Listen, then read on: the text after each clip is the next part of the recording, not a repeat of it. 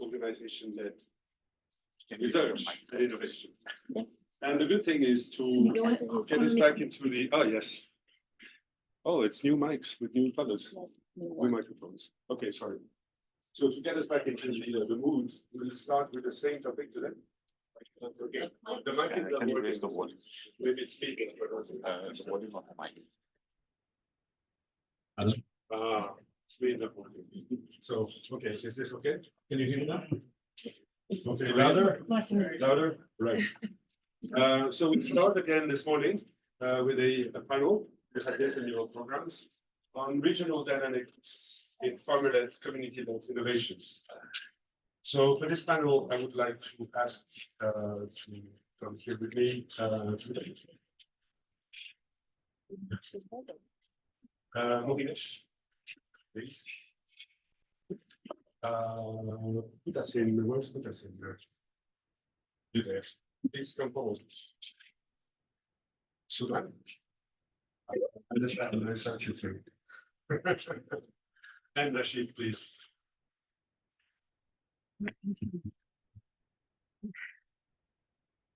We have a less gender imbalance. Yeah, sorry. So this panel here is to discuss the facets of innovations by non-research actors, in particular farmer organizations, and to discuss essentially how to scale this. I need to find the questions I have to ask you. Technology, huh?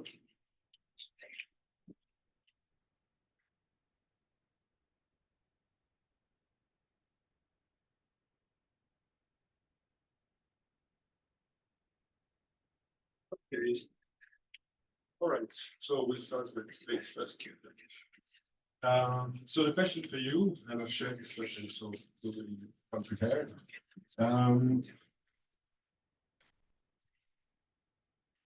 Maybe you present a little bit with Asia, Asia.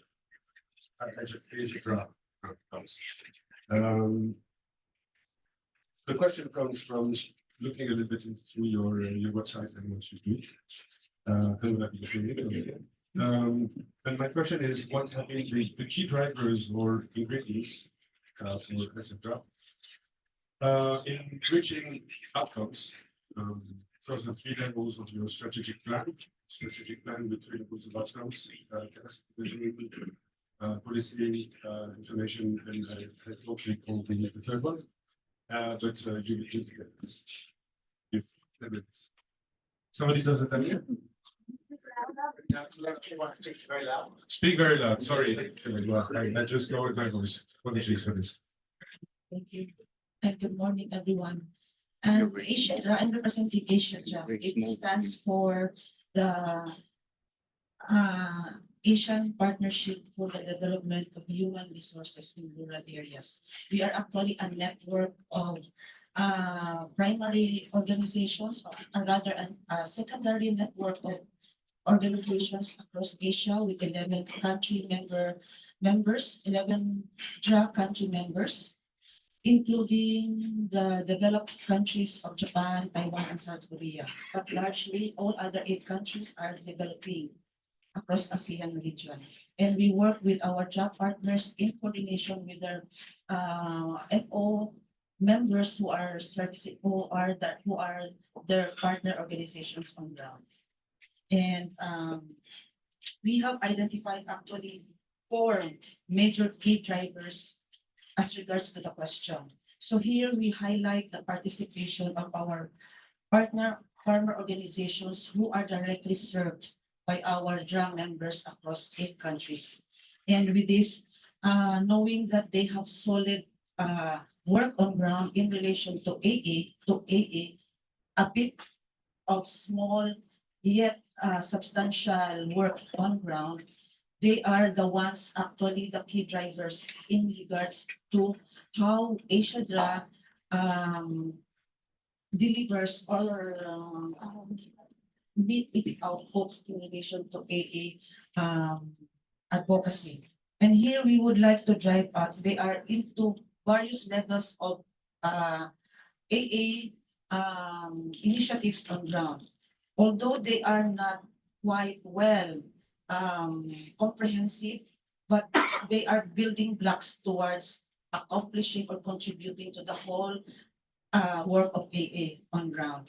And we would like to emphasize that along this, they are also serving as service agencies for their individual farmer members in their respective operations. And we would like to recognize their key involvement and engagement in various phases or aspects of their work, together with our DRA members, who we also serve as our partners, especially in the delivery of services in their respective farmer organizations. And another one is our structure or our organization is intrinsically or organization is structured that we work with our DRA in the countries. So it serves as a facilitating factor at the regional level, working with them, generating more buy-ins and stakeholding in the process of our advocacy work at the region. So we would like to highlight this because their role really is also to help ASIADRA put across our regional work at the ASEAN level and even beyond the ASEAN region, important policy work on ground because they serve as key stakeholder as well in all of the many aspects of our work, especially on advocacy, representing and alongside working with the farmer organizations. And next is, my note is very bad. And we also have a strategic plan. Our current strategic plan 2025 and 2020 and 2025 clearly specifies that one of the thematic agenda is on AA. And with this, you are correct, and I guess you have visited our website, our 3 strategic goal, one of which is highlighting the participation or the empowering farmer organizations where our members are servicing, helping them to become more effective in delivery of agri services among their members, and at the same time influencing policy. And the second goal is about capacitating our DRAS so that they spearhead in terms of putting across rural development, RDPE, poverty eradication agenda across within their countries and across the region.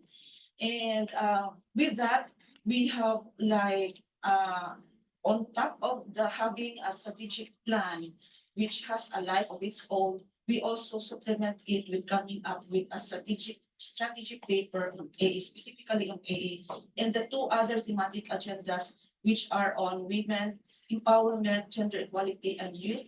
And the third one is on digital agriculture. So these are very important key aspects in our work because all of these working documents serve as our guideposts on how we will translate our strategies, our goals into concrete actions on ground, which are actually translated into programs and projects.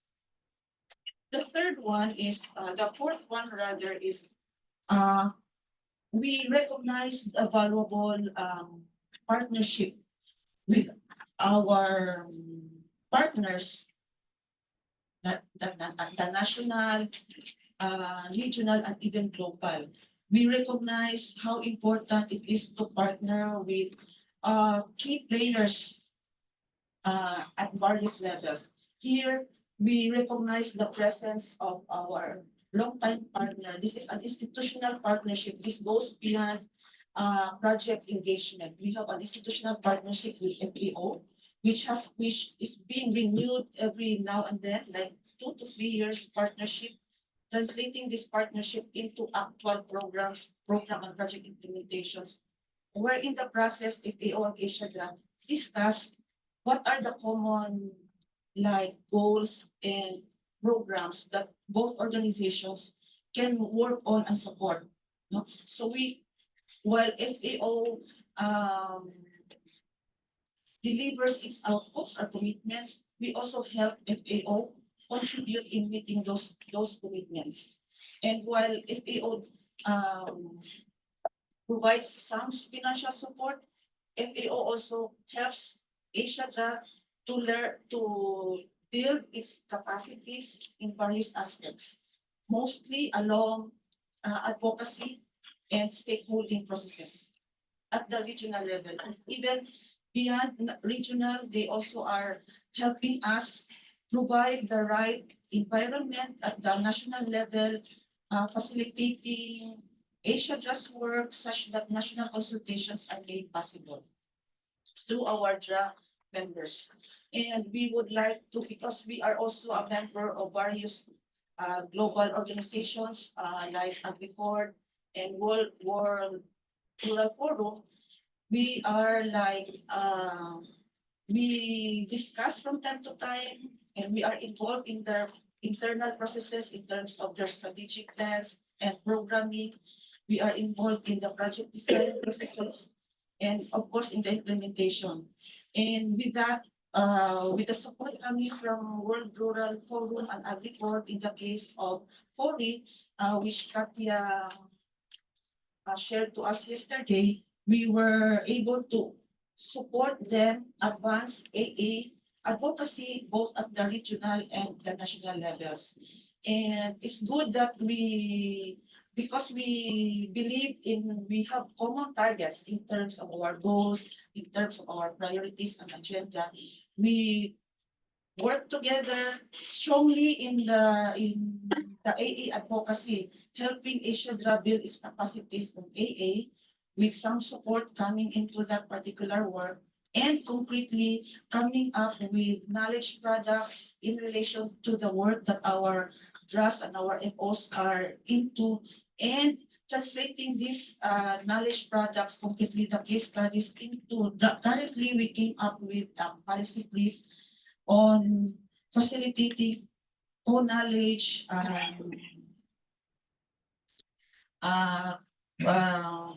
facilitating co-creation or co-development of knowledge. And we would like to pursue this in the immediate future together with our trust and hopefully with the continuing support from our institutional partners with FAO, AgriCorp, and World Rural Forum. And we would like to emphasize the importance of multi-stakeholder processes in many of the aspects of our work. Thank you very much.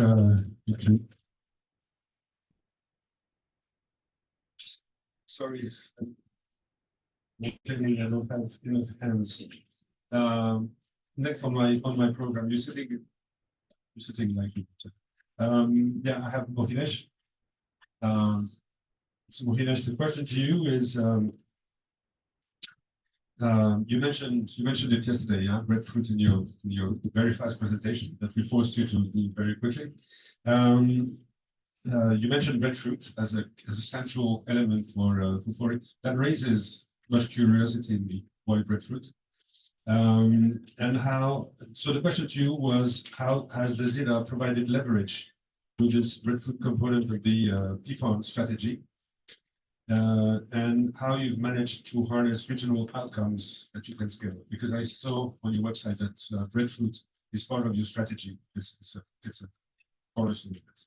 Can you elaborate on this, please? Thank you. Bulgalaka and Wong to speak greetings once again. Before we begin, just a quick show of hands if you've ever tasted breadfruit before. Anybody has breadfruit? A little bit. Yeah. A few times. Okay, awesome. So breadfruit is literally one of the wonders of the world. It's been in the Pacific for about the last 3,000 years. It's been part of traditional agroforestry systems. It spread through Micronesia, Melanesia, Polynesia through travel, and it can be found across the Pacific. It's a large nutritious starchy fruit growing on a tree, if you don't know what breadfruit is. But for us in the Pacific, breadfruit is more than just a fruit. It's a symbol of the kind of future we want to build. It's one where traditional crops meet modern challenges like food security, nutrition, and climate resilience. So just a bit on PFO, if you're not familiar with the organization that I come from.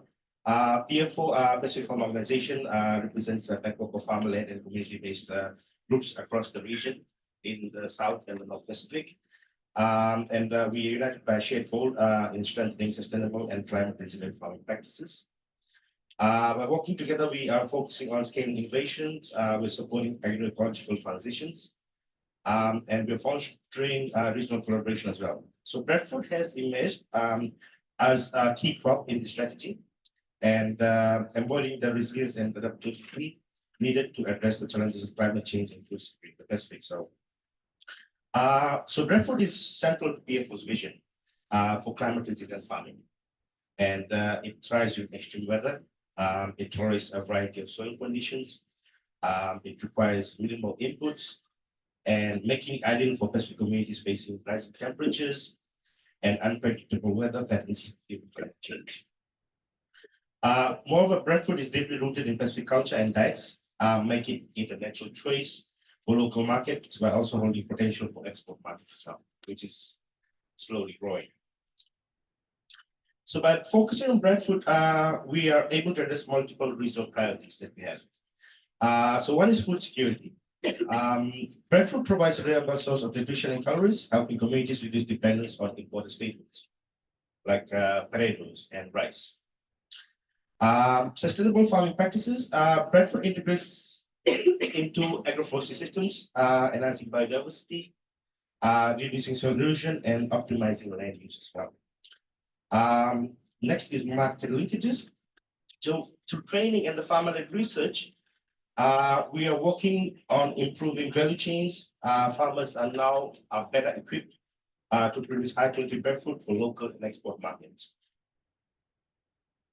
Some of the regional outcomes that we have been able to achieve through the country specific, as I shared yesterday, the project I'm focusing on is being implemented in 5 of the Pacific Island countries, including Fiji, Tonga, Solomons, Cook Islands, and Papua New Guinea.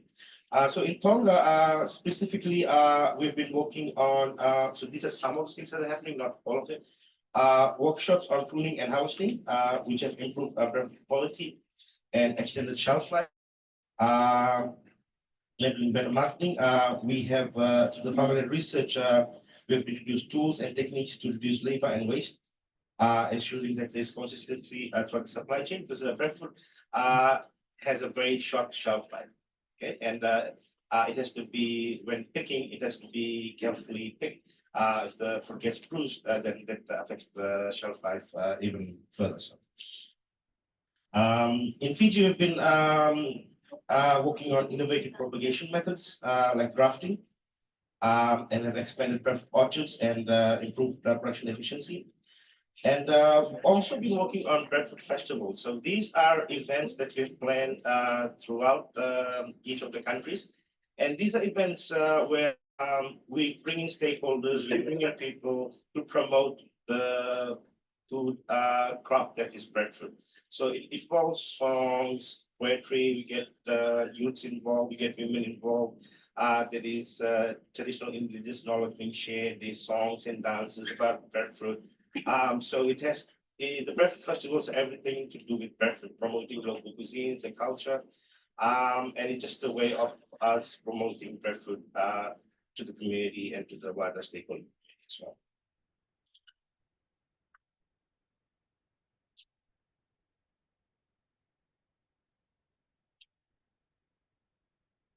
In the Cook Islands, we have been integrating breadfruit into local diets and agroforestry systems. In the Cook Islands, what we saw was that there was a decline in the production of breadfruit. Breadfruit was seen as a crop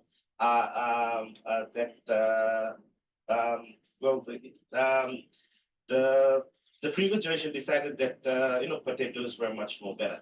Okay, and they decided to chop down all the breadfruit trees because during breadfruit season you'd have to go and pick the breadfruits, boil it, and feed it to the pig. So it was like a tiresome activity for the youth at the time. And they much preferred potatoes and rice that they could buy from the supermarket. So there was a huge reduction in breadfruit in the cook islands during that time. So through the project now, what we're doing is we're reintegrating breadfruit back into the community and using advocacy and the project and the foundation project to reintroduce breadfruit back into the cook islands and the diets. Can you explain that once again? Why did the youth prefer potatoes? Breadfruit, when it grows, it fruits a lot. It can be 50 to 120 fruits per tree. Okay, so there's abundance of breadfruit. Then you end up having roasted breadfruit or boiled breadfruit for breakfast, lunch, and dinner. And then you have to go and boil it again and feed it to the pigs and the livestock again. So it became very tiresome for them. So eventually they started chopping the trees off, and opting for potatoes and rice as a much better statement. So that kind of saw the decline of breadfruit in the cook islands. So if the potatoes are overgrown, will they do the same with the potatoes? They don't grow potatoes. Potatoes is important. Can you repeat the question so that Which is the everybody gets it? problem. Yeah, I just wanted to know that why were the youth not preferring breadfruit and why were they moved to potatoes? Because you said that they were eating it in the breakfast, lunch, and dinner. Same is with the rice in Philippines, and the same is with us with wheat. We do that, but we're not tired of that. Well, I think it's local perceptions. Sometimes the lure and the fascination of exported and processed foods is much better than traditional foods. So that's why in the gallons you see fishermen will go out fishing, sell the fish, and go to the supermarket and buy tin fish because tin fish tastes much more better. Okay, so those kind of things. So it's general perception and just that the processed food. So most Pacific Islanders grew up poor and didn't have affordability. So when they got affordability, they think the stuff at the supermarket is much better than what they've been eating traditionally. So that's feeding into that as well. So yeah, moving on. So in the Solomons, we have identified superior breadfruit varieties. So we are working on existing agroforestry system, which was the improved demo to traditional agriculture setup. And we're working on that to revitalize that setup at the moment. And in Papua New Guinea, we are running training programs to build capacity of farmers to present breadfruit into valuable products, creating new income opportunities and reducing child losses. The project has been very successful. In the Pacific, there's a lot of over the fence learning. So like if your farm is doing well, the farmer next door will come and see, oh, what are you doing? How did you make this happen? So there's a learning across the fields that way. There's a lot of copycat culture as well. So like if something works for you, then people are more likely to replicate it. So just to conclude, breadfruit symbolizes the resilience of farmers and the promise of sustainable agriculture in the Pacific. It's a traditional crop being reimagined for a modern climate resilient future when it feeds our communities, nature's ecosystems, and drives natural progress. Thank you. Thank you very much. Thank you very much. You have a question? Really a question, but I failed to mention a while ago in my presentation, if you will indulge with me, very important partnership with the ASEAN. It's the avenue Chadra was able to actively participate and engage in the process of coming up with a guideline on AA transition.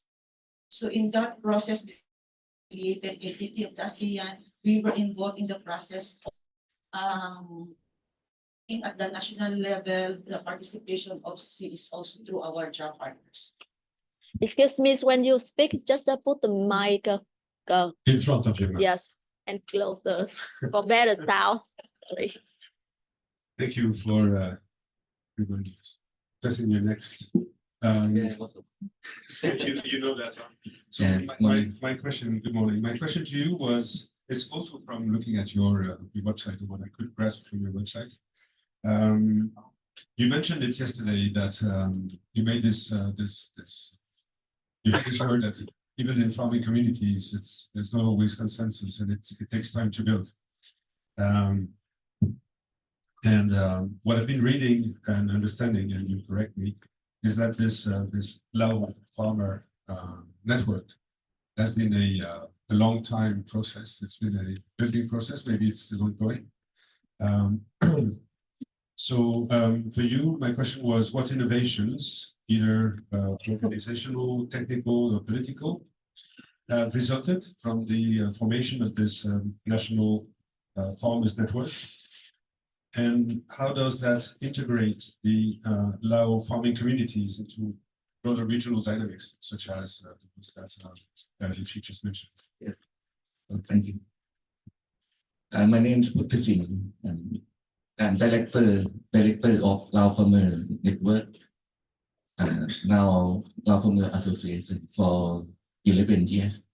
We will have the anniversary 20th this month for the 11 years. So we are National Farmer Organization. It's a membership of farmer groups. 11 years ago, we have 17 groups. Now we have 198, and representing around 52,000 individual household farmers. And then this is not individual farmer organization in Laos. Government promote agriculture production groups. If you have 5 people up and have the same products, and you can formally register the group. And also another type of farmer organization is agriculture cooperative. So only 2 types. So our members belong to these 2 types and are producing varieties of products, not breadfruit, but rice, vegetable, chicken, pig, cattle. We now establish complete 4 commodity on coffee, tea, rice, and vegetable. And this year we will set up non-timber forestry products network, honey, for example, and then another one on the pipeline this year. Besides that, now we have tea, coffee, vegetable, and rice. We set up chicken and NTAP this year. So basically, back to your question, what's about National Farmer Network? It's about collective action, right? Collective action, and why? We first of all, farmer to farmer learning. Do you believe in the benefit of farmer to farmer learning? Yes. We use our farmer as an expert. We call them farmer experts, who are good in something, and then they can share their practice. But besides, we also do excellent research, actually, not only passing by knowledge to members, but we also jointly conduct research, trying something new at the group level. Because farmer network organization not only as a mechanism for learning, but also to innovate something that simpler, and also more easier to replicate. And as I said yesterday, one farmer cannot solve or change practice. Imagine if you live in a village, 10 hectares of rice paddy. It belongs to hundreds of households. If you want to register yourself alone as a organic rice farmer, it's impossible, right? Because you need to change the whole paddy field, which belongs to 100 households. Don't do it. So you need to do together. We try to promote some new techniques, but it creates problems. For example, we introduce a shorter life rice variety, okay, which shorter, normally is 4 months, this one is 120 days. That farmer who piloted their paddy in the middle surrounded by other people. What happens if you have a shorter life? It keep the harvest earlier, so then it become target of the pest. So all the pest come in and eat all that small spot now because it have earlier harvest, so it attract. So it didn't work. But if everybody try out together, then there are plenty of rice for your insect to eat. So no problem, right? But if you try it alone and you create problem, and if you do it late, that's also another problem because other people around you, they already finished transplanting rice. How can you bring the tractor in? Cannot, right? So meaning that this we need to do together. And farmer organization help to pilot something together and learn something together. That's one of our farmer network. Second thing, collective action is also about jointly making more money, right? Because a lot of times farmers, they know their production cost, but they cannot set the price. Why? Why the price set by the buyer? Beer factory, Coca-Cola factory, they set the price, but farmer cannot set our price. Because every farmer, they offer different price, isn't it? I experienced myself, individual farmers, they in remote area, they want to sell out their product, but they only one buyer.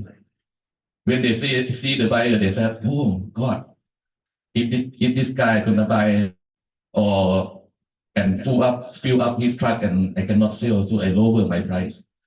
So buyer said, okay, $1 per kilo, and farmer was come, 0.8. Another farmer said, oh my God, you sell away, I sell 0.5. So the price not actually go up, it's going down because they're to come up with the price, same price. And if every farmer come up with the same price, and buyer have to actually to agree, no? Because they want to buy products. But when we have community network, for example, coffee network with 50 groups, we also have consolidate larger volume and can supply regularly to the bigger buyers. For example, in our network, we partner with several companies, 1,000 tons per year on jasmine rice, for example. And that already engaged 52 groups just to serve one company. Yeah. And then if you want to supply 100 chicken per week, how many groups do you need to help each other to supply to that person? Because they need something regularly. So one alone cannot, 2 groups cannot, 10 groups cannot. Maybe several groups have to join together. And that strength of the farmer organization networks, if we are working well, we can engage better with the market. Yeah. And thirdly, we are representing voice of the farmers, of our members. For what? To influence policy at local, national, and regional, international level. Apart from representing at the national level, we are actually member of ALFA, Asian Farmer Association, for since 2016. And thank you. And we are actually vice chair of the ALFA. And then we engage formal, informal dialogue. Sometimes formal not work, and we need to do it informally. And we use a lot of social media and Facebook to post our problems, share our positioning. We do short videos, and all this. Sometimes it work a lot better than come to the formal meeting and talk about problems. And many problems solved, and not everything solved. And many times you have to say that same thing many times, many years. That's it. It's our job now to say it. And it's good. No? 10 years ago, I observed myself when Laos doesn't have national farmer network. many times researchers and government officers talking about problem of farmers without farmers. Okay, but now today, at least we can send our member, if it's about coffee, it's about pig disease, we have sent our pig groups to engage. At least now government also appreciate to have somebody really from the farmers to talk about their problem. And of course, this not only at local, national level, be very active at regional level. The ASEAN guideline on agroecology be very well informed and participate. But we also push for many regional one on UNDFF, UN food system, climate change issues, so many things, everything. Last year we summarized, we went to over 300, I think almost 300 meetings per year at national, regional level. So yes, a lot of our member actually said, "Oh, I have no time to work on my farm because I participate too much meeting." So that's it. It's our job to do. So thank you very much.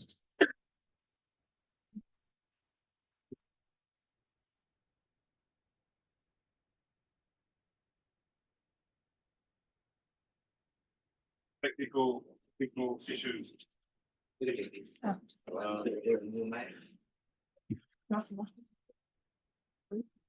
Thank you. You share the, yeah, no, this one is important. Yeah, thank you. Very impressive, I have to say. And very hands-on, very pragmatic. Can you see? Next is you, Suman. I'll give you the microphone so you can answer. You represent here Prodinova. You represent Prodinova from the Himalayan context, which we find of interest. Prodinova has been active in Nepal for almost 2 decades. This is something you mentioned to me. So my question to you is, what are the key challenges and drivers also for innovation in the Himalayan contexts? And what have been the key levers to ensure outcomes at the agroecological level for the agroecological transitions? We also heard from your colleagues yesterday that this is a concern. Good morning, gentle ladies and gentlemen of this hall. My name is Suman. I'm from Nepal. I have been involved with Prodinova network since 2006, but it came into existence in 2004. And Prodinova is a network. There are about 18 countries and about 11 to 12 countries from Africa and 4 countries from Asia: Philippines, Cambodia, Nepal, and South India. And it also there are also some countries like Bolivia and Peru, very initial stage of its formation. Talking about Prodinova Nepal, I would like to start with a short story. Yeah, in my initial days of my job after my graduation, I used to sericulture development. Sericulture means rearing of silkworms and growing trees. And I went to the eastern part of Nepal, it's called Iran. And I went to a farmer's house, and a lady was there rearing the silkworms. And I introduced to her about myself. I'm from this organization, I have come to support you. Then she asked me that, "Sir, if we cut down these mulberry trees and stop rearing, how would you get your job and get your salary paid?" That means the farmers, they say that they are doing their rearing for our job. And what I'm telling you is that even yesterday we have been talking about supply-driven and demand-driven innovation, research. Okay, and this Prodinova is, as many of you know, that it promoting local innovation. Prodinova. And in Nepal, we have been active since 2004. And we have different multi-stakeholder NGOs, INGOs, government agencies, academic institutions in that network. The why this program came into existence, as we have been talking since yesterday morning, that the research and innovations, that what we do, NGOs or INGOs or government, then we will have some outcome, positive or negative. Even positive outcomes, will farmers accept it or not? Is that useful for them to be considered? Yeah. And the farmers, they accept those innovation or research outcomes if it is technically feasible, if it is economically viable, if it is gender friendly, if it is socially acceptable, if it is environmental friendly, or if it is sustainable. So these are the few of the criteria that the farmers look up. And we are talking about research, and why do we do this? To improve from today's condition for the future. Yeah. And farmers are doing their job. Like, I'm a farmer, I'm earning $1,000 from my farming. And if some research agents come to me and give me some technology, and they propose me that you follow this technology, we have done research on this, and you will earn, suppose, 10,000 plus 25,000. Sorry, 10,000 plus 2,000. Total is 12,000 US dollars. Now, to adopt that technology, if the farmers has to invest $4,000, then will he accept that technology or not? Because he also was already earning $10,000, and to get $2,000 additional profit, he has to invest $4,000.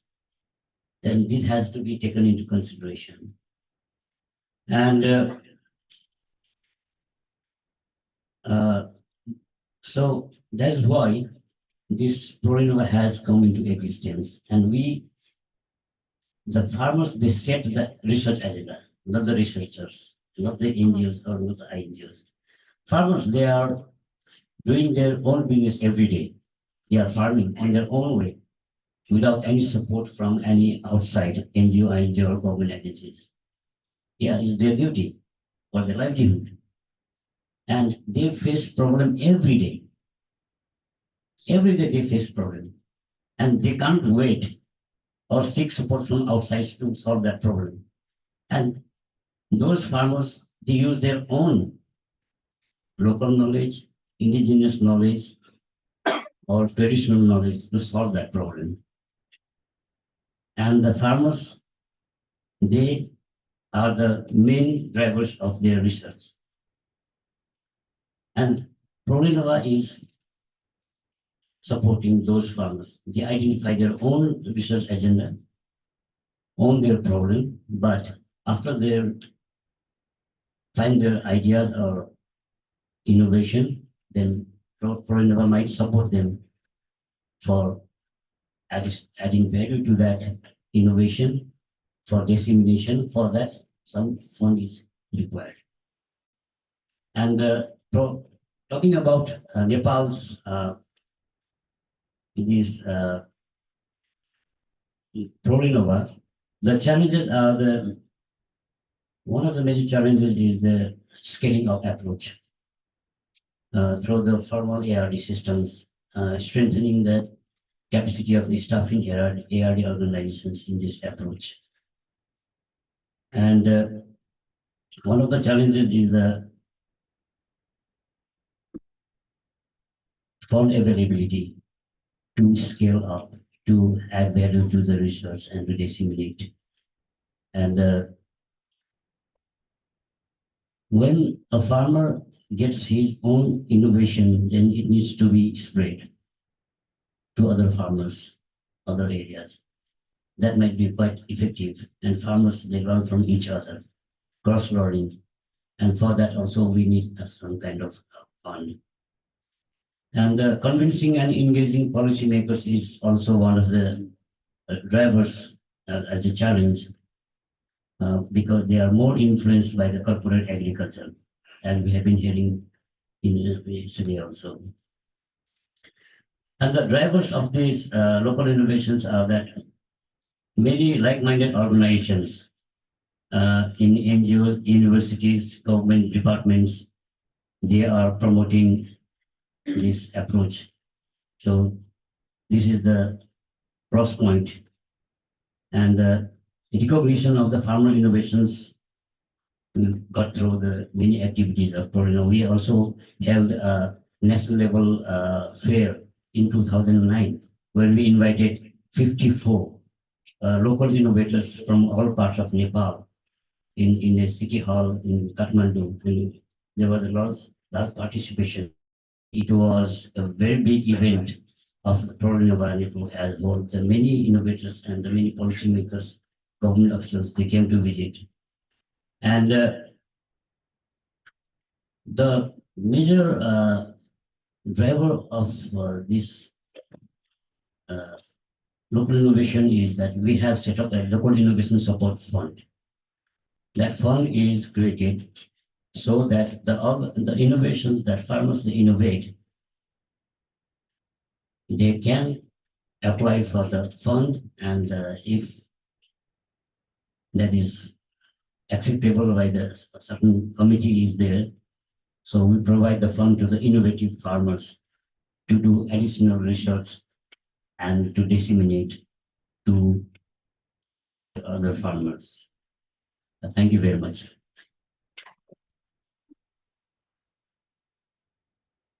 Can I ask questions? You can certainly ask a question. Just You- Because you're sitting in the front and you've been supportive. Even if I was sitting in the back, I would have asked this question. Can you give an example of any farmer who has come up with any research idea that you had mentioned, and how do you assess and ensure transparency in that case? Actually, till now, we have about 100 innovations documented. Yeah. And there are many examples. We have also published a catalog of the innovation. One innovation I would like to, as we are talking about Himalayan agriculture, in the mountain areas, the terrace is very narrow. Traditionally, we used two oxen to plow the land. Two ox. But one farmer who came up with an idea to plow with one ox. And that was so popular in Nepal that World Vision invited us with the innovator to go to the hilly areas. It's called Jumla. It's a hilly area, and we disseminated that to the other farmers of that area. And regarding the transparency, it is all available in the website, or we have a very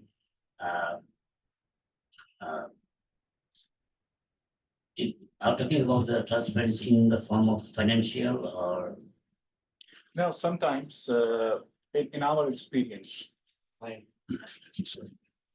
so in our experience, you see, farmers are not trained on research data. Mm. When you present that data on any level, it gets challenged across. Say, for example, in one of the cases in Pakistan, a farmer claimed to have production in a certain technological way that was even more than the genetic capacity of that crop. okay. So it got challenged, and he said that I had excellent conditions in that area, and I got that production. So that sort of claims, how do you ascertain that these are true? Okay. Actually, we also have, if some farmers claim about his or her innovation, it could be product innovation, it could be in process innovation. And what we do is, if a farmer claims about any innovation, then we do have a new approach. We call it PID approach, participatory innovation development, in which we provide them a little bit fund and we do a little bit joint experiment with that farmer. And we also get the farmer researcher from academic institution or government research to verify and to triangulate whether it is actually the claim is genuine or not. But that needs a lot of investment, time requirement. That's the work where we face a little bit problem. It's not that somebody comes and claims innovation and we just disseminate affectionately. It's not like that. Thank you very much. Thank you. Sorry, Rashid. Good morning. Rashid, you've two hats, at least. The Apari hat that you spoke about yesterday, but you will also refer to as Apiras. Apiras is a network. Well, it's Apiras, and you're also the Asian network of extension network. Sorry for the mingling the names. In one of the websites, there is a description of the situation of extension in the region, which is not enough extension workers, initial training limited and never updated. So it's people that gradually shift away from the needs of farmers that eventually innovate faster than they can support. And of course, this is address and adjust. Maybe we'll discuss this a little bit later with capacity reinforcement. But from this extension and innovation point of view, what trends do you see in Asia Pacific that are making progress and should be reinforced? Thanks. Good morning. I think this current decade is one of the best times for extension in the Asia Pacific because it is an increasing recognition that I think among the donors, among national governments, that there is a need to strengthen the last mile delivery. So we hear often about strengthening last mile delivery. We need to strengthen extension advisory services. So there's an increasing recognition. We have issues related to public sector capacity and all those kind of things. But then let me start with the good things, what is happening at the moment. One is that there is an increasing pluralism in extension delivery. We have heard it because farmer organizations are playing an important role. Private sector, agribusiness companies, especially those who are procuring farm outputs, maybe contract farming, whatever. So there's a lot of interest in agribusiness, input companies, private consultants, digital extension service providers, climate advisory. So there is a large number of organizations and agencies involved in providing extension, including we heard about the farmer to farmer learning. So now what is happening is that beyond these demonstrations and trainings, that is what the public sector has always historically have been doing in terms of disseminating technology. We have now several broader set of services are being provided by a large number of agencies, including linking farmers to markets, mobilizing farmers into groups, farmer organization development. We heard about it yesterday also.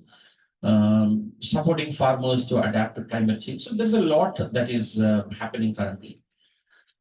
But when it comes to if you look at the total number of extension providers or maybe the investments that is going into extension, public sector still dominate in general, I think in almost in all the Asia Pacific countries.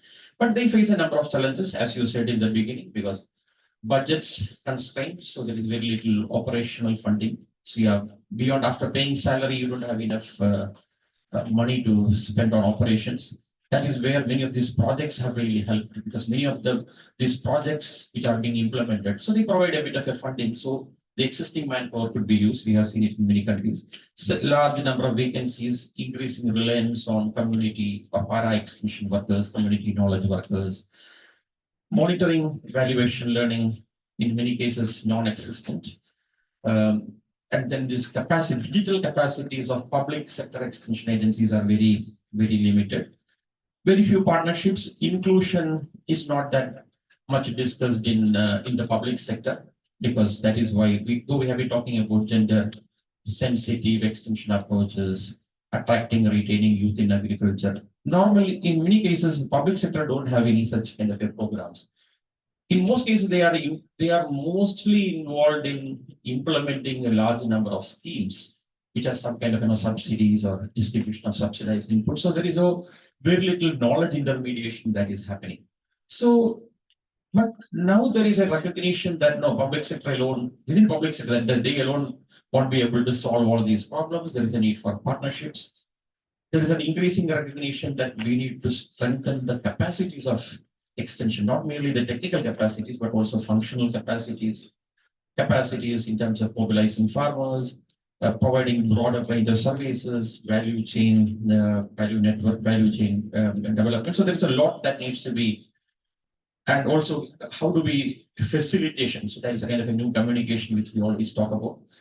So there is an increasing recognition that we need to do it, but because there is a very limited funding, capacity development doesn't get the priority because we don't have the money to do it. But especially as I said, because even with all these limitations, this is the good time for extension because there's large number of players in the system.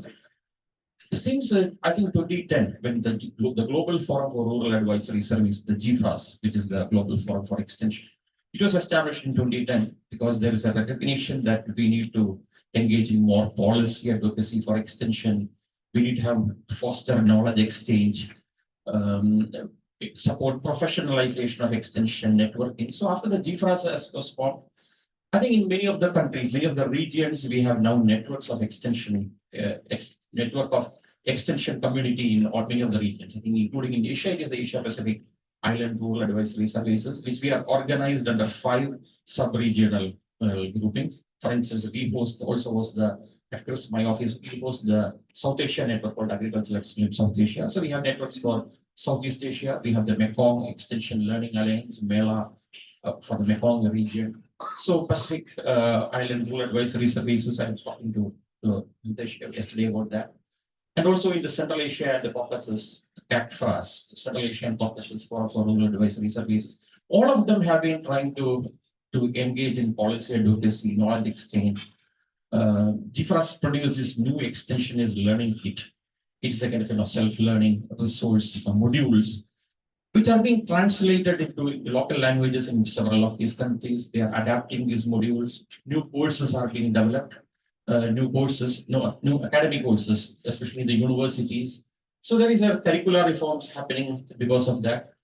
Networks like ours have been publishing blogs, good practices in extension, interviews. It's like, no, you make it as as something that needs to be discussed, that needs to be strengthened. So this is all adding to I would say a lot of recognition for the role of extension and the importance of strengthening their capacities. In some of the countries, the country fora, that is a mechanism which we have been following, that is organizing the pluralistic extension providers of the country level into one platform. So I think so. There's a lot that is happening in the area of extension, and many of these needs to be strengthened because all these activities are, I would say, maybe 5 to 6 years old. So they need funding, they need more support. But I think I just wanted to again emphasize because in this kind of a platform that like the research innovation. So we have been arguing that while research is necessary for innovation to happen, it is not sufficient. So if you don't strengthen these kind of knowledge intermediate organizations involved in the knowledge intermediation space or the block this space, extension advisory services is one of the most important player in that particular area.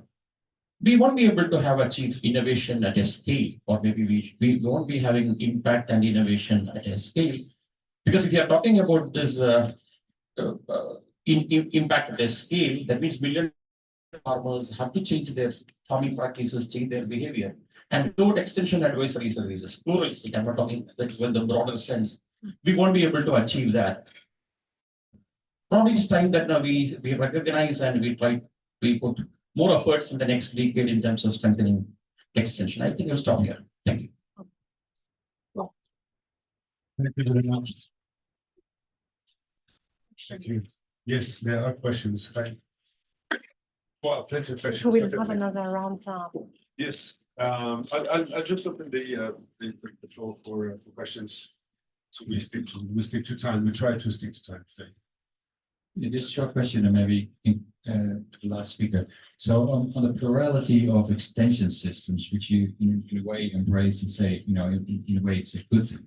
But it goes way beyond the plurality with private sector and pharma networks, but even social media and other sources, Facebook, etc., which brings into the question, the reliability of sources and how to deal with it. So, yeah, I just bring that up as an issue on how to deal with it. Okay.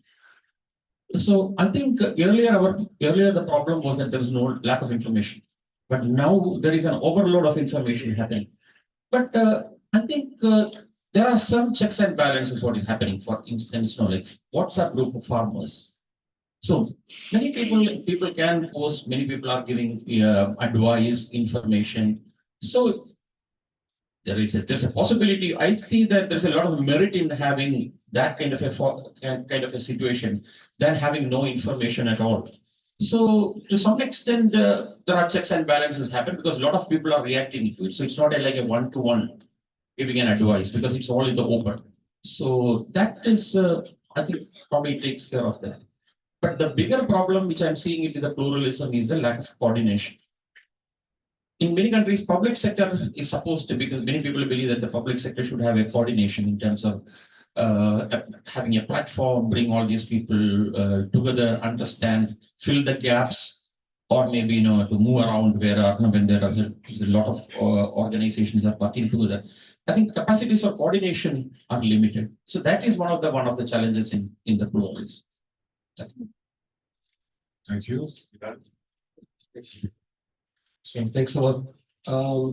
We are hearing from more than a decade that advisors or extensionists need to change, that there are incoming necessity of change of behavior and way of work. But I wonder, I'm curious, do you see on farmers' side need for that change? And is there anything that you see that farmers today need in different way than 10 years ago? Thanks. Yes, because farmers, for example, climate change adaptation.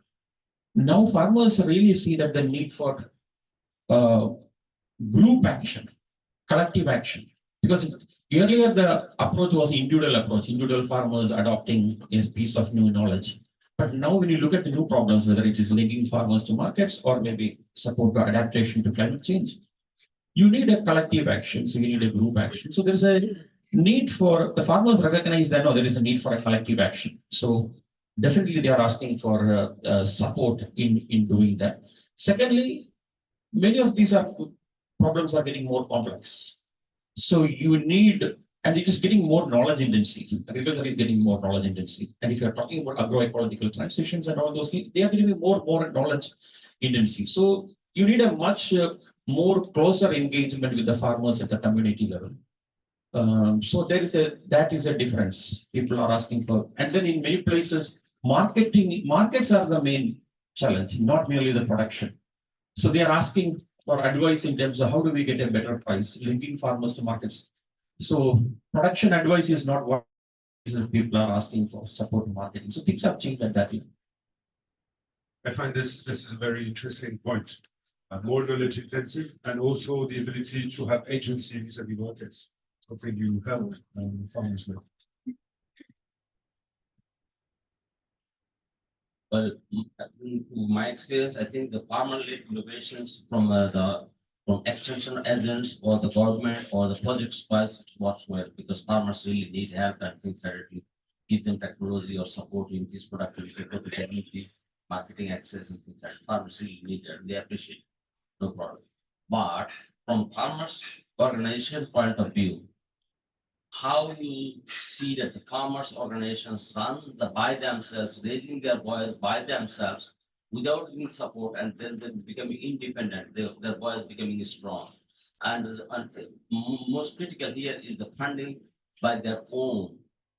I think that's the very critical things to make it happen. Okay, does this need an answer? Yes, I. Two answers. Farmer organization. Oh, yeah. When was your last time reading law? Maybe some of us never read law if you don't have problem. If you run to a problem and you will read law. Farmer as well. It's a human being. So if you do research and it lead to not solving that problem, why you need to learn something new? So I think the point here, if we do farmer led, it's not for other farmers, for themselves. And they will contribute their time. Nobody have to pay them data collection or testing out because they're gonna solve the problem.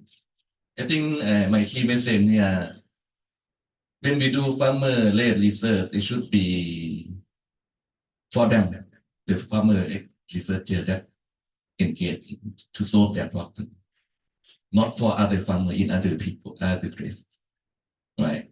So that a short contribution. I would like to also elaborate on this question of farming getting more and more knowledge intensive. Do you agree with this? Well, depending on what knowledge, is it something problem based or something because, for example, many times we use the wrong entry point by introducing farming system first without thinking about what product, right? Now today, farmers are very much interested about diversifying the farm, of course, but for what? To sell what? Right? For example, if the access to coffee market, if it's organic, fair trade, and you get a lot more higher price. So that's the incentive. And when they access to that market, they will come, oh God, if I'm not changing my system, then I cannot sell it. So then I need a new knowledge to adapt my farm to be organic, certified, so that I can sell it. Right? What happened? Many people came with their standard, like, oh, I love organic. I go everywhere, I promote organic production groups. But for what? Then farmer they adopt and there's a market on my vegetables. And actually my organic vegetable is the same price with ordinary vegetables. So what's the incentive? It's consume more time, money to register my farm, but no benefit, right? So that the new knowledge they do need, but it need to be very context specific. And then it should be a very clear incentive. Whether they are going to solve problem for them or make their life better. And that's really important for me. I'd like to add something on your question. In Nepal, we have a application, agriculture application produced by, developed by a private company with the government and NGOs. And this application and everyone can access it. Nowadays in Nepal, almost all the farmers, they have Android mobile, and even the farmers are illiterate, their children are going to school, so they can help their parents to operate the mobile. And through the applications, farmers can send their problems. They can lodge their problems, what they are having technical problems in that field. And this application provider, private company, they have linked with all those government agencies or experts, and they consult with those experts and send the solution to that problem. That could be one option. Okay, thank you. Should you want to answer? No, it's enough. Wow, only 2 microphones. I did see who would that. No. She doesn't like it when I do this. No. She says I'm being Yeah, friendly. equality, yes, but just to confirm what the gentleman here was saying, that this climate change is really accelerating this realization that both at farm and extensionist level, that new knowledge is needed. That at least is coming from Africa, from all the projects that we are doing in context of FORI or some other programs. That people are saying, farmers are saying that, okay, we are dealing with things that we didn't have to face before. And also linking to your comment on this, that, for example, when it comes to plant disease, now you start seeing certain diseases that didn't maybe appear in certain areas before.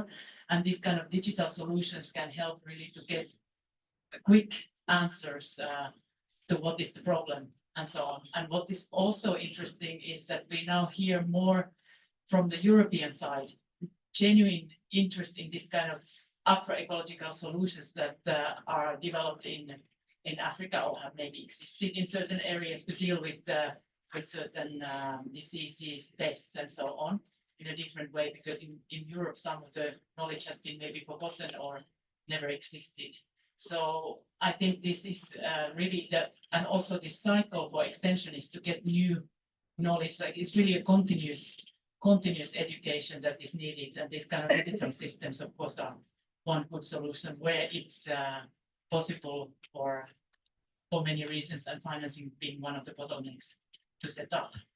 So yes. Okay, thank you, Katja. So lots of knowledge and many players interested in this knowledge. Right. Yeah, I want to ask about actually overall scaling question. It is unrealistic to expect that smallholder farmers will be profitable just as an agricultural activity. When you look at globally, to be realistic, even in Europe and US, if you're a smallholder, you lose.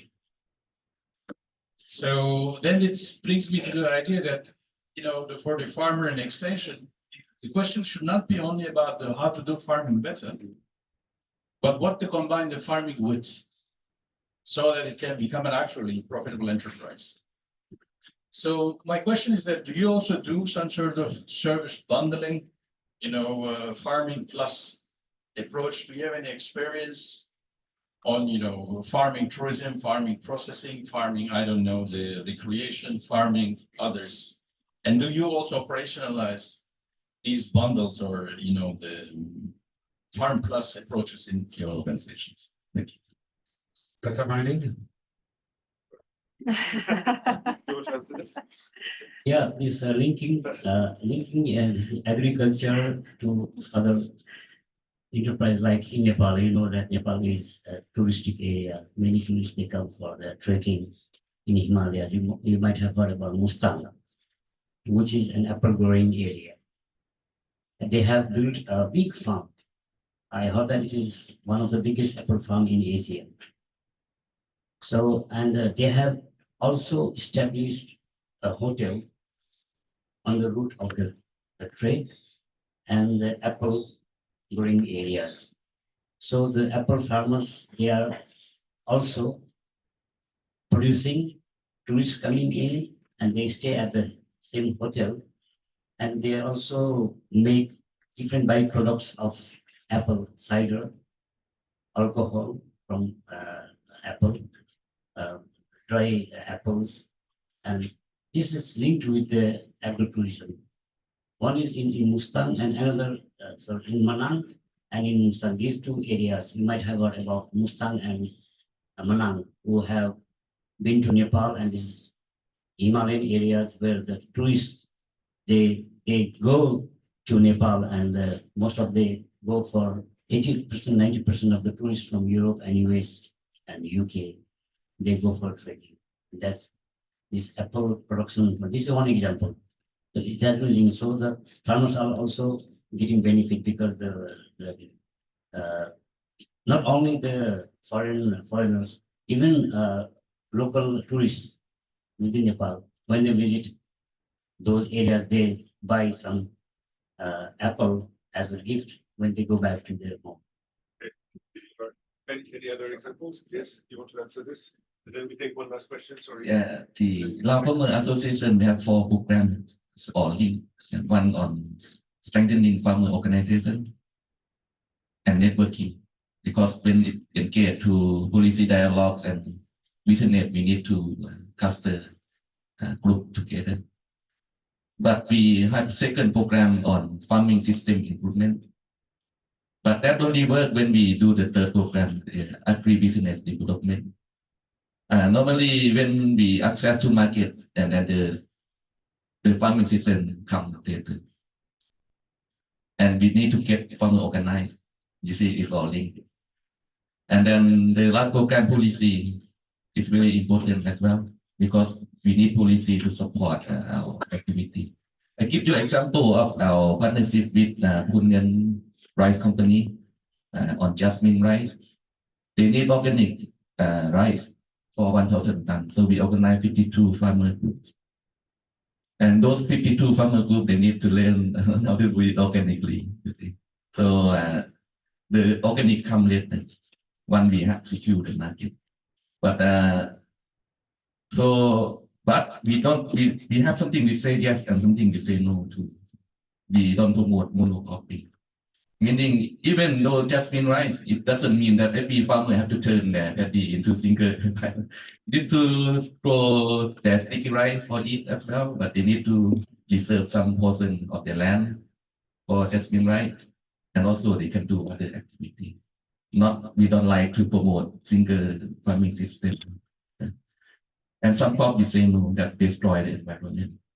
That's for example, cassava, maize, that low value crops and more risky for the farmer. We say no to that. Just to show you that farmer organization, as our case, we have these services integrated to serve both farmer organization, improving their farming system, improve their market, their business part, and also engage in policy. In jasmine rice, actually the local government also support the tax exemption. When they export the rice to the company, oh, no tax because it's really from the farmer group. You see now, win-win now. Government also contribute as part of our policy dialogue as well. Thank you. Thank you. Very quick comment before you comment, Pascal. I think that raises also the question of the value of agriculture in general, not necessarily as a profitable producer of food outputs, but maybe also taking care of landscapes. And what I've heard from you is that the balance is not necessarily to be absolutely profitable, but it's also taking care of the land. We heard yesterday from the healthy territories the notion of One Health, the health of soils and the health of people. We're talking climate change, we're talking biodiversity also. So this whole degradation, maybe also the farmers have a role to play on that, and maybe they could be paid for this, and that brings an additional remuneration to their services. Pascal? Yeah, my question was on you elaborate about the global challenges. Yeah, I mean, we heard a lot about extension services and farmers-led innovation related to how farmers are perceiving problems and purchase problems they're facing at the moment. So pest and disease, markets, prices. I was just wondering also about these topics of global challenges, climate change mitigation, biodiversity conservation, fights against land degradation and desertification. I was wondering also if it was such a topic that you're also embracing within these extension activities and farmers innovation, and if yes, how do you embrace that in a product-led approach? Sometimes it's not that easy to, when working on a chicken or pig or whatever product you're considering, how you target, how you embrace these more global issues. Thank you, Pascal. Can I ask Fokesh to answer this? Because Pacific is some islands are sinking. Yeah, so climate change is a huge issue in the Pacific, and so our work with the farm organizations has multifaceted approaches. So we're working basically on one of the foremost things we're working on is traditional practices, right? So the traditional practices are more climate resilient, require less input, and have been proven to work. So these and also focusing on climate resilient local crops like breadfruit as well. And then we're integrating back that into the farms. So the traditional farming practices are organic, low input, That's become a focus for most of the farm organizations that we're working with, in promoting a way back. Because commercial agriculture requires more input, it degrades the soil even further, and it is costly. So having our farmers go back to the traditional practices has provided a way for us to be able to counter the climate change, and also ensure that the farmers are able to turn a profit as well. Fantastic. It's 10:30, we're on time. I'm certain there will be more questions and more discussions. We will have plenty to talk about. But for the interest of time, we'll keep it here. Thank you very much. A nice, interesting reflection that you proposed, Mohinesh, that going back to traditional practices could be the solution. Just to say that when we were preparing the similar for Latin America and the Caribbean, I had a discussion with the leader of a farming community in the Amazon. And he said, look, we've been doing farming even before the European scale, like 2000 years ago, and we never destroyed any environment. And it's always been, well, we ate and we lived happily with the situation and in peace with nature. So maybe innovation is running back to, no, okay. Let's go for coffee. Thank you very much. It was very interesting. 15 minutes coffee.